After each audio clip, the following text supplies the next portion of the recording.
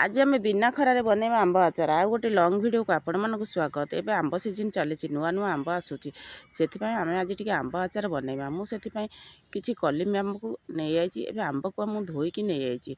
आंब को आम चोपा लगे काटी हम चोपा छड़े काटी हम जेहेतु मोर कलिमी आंबटा छोट आंब मिठा आंबटा से चोपा लगे तार 4 खंड लेखा करके यही सैज्रे मुझे काटिदेली। ताकू काटिकी डायरेक्ट आम पानी में पकईदेवा ना कला पड़ज। सबुजाक आंब को मुझे काटी देती डायरेक्ट पानी में पकईदी पानी छाणी गोटे प्लेट नहीं आई।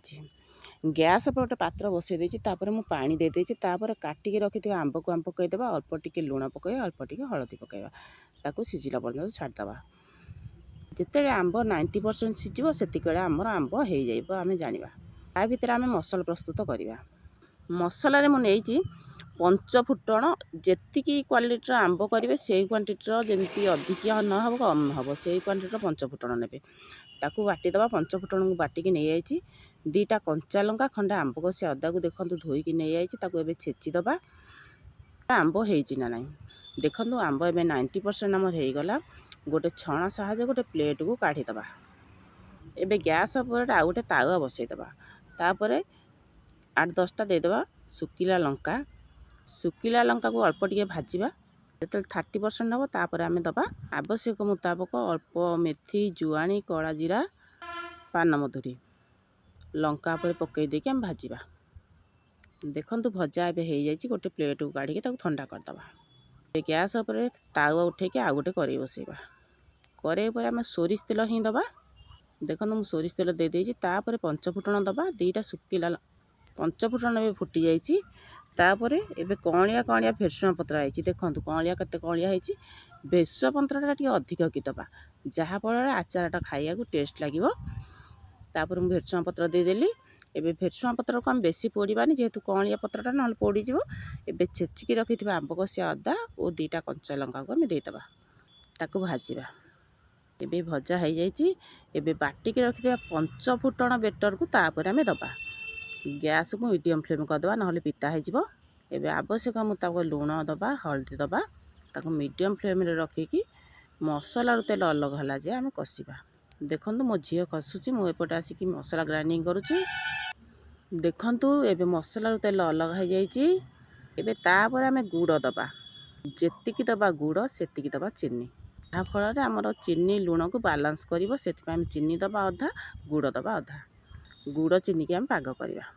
गैस को मीडियम फ्लेम करके पाग करेंगे ना पिता हो। गुड़ चीनी पाग है भितर आम भाजिकी रखी लंका मेथी जुआणी कला जीरा पान मधुर की ग्राइंडिंग करके नहीं आसवा। देखु यही साइज ग्राइंडिंग कर पूरा चुन चुना हो जाइए। एबे गुड़ पाग आमर हो जाइए।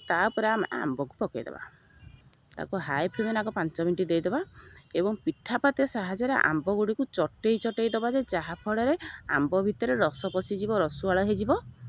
देखु मुझे चटौची एमती पिठापातिया मारी मारी दबा ता भीतर रस पशिज। एबे 5-7 मिनट हो जाइए। आमर पानी मरी जाइए। गैस को आम मीडियम फ्लेम करदबा।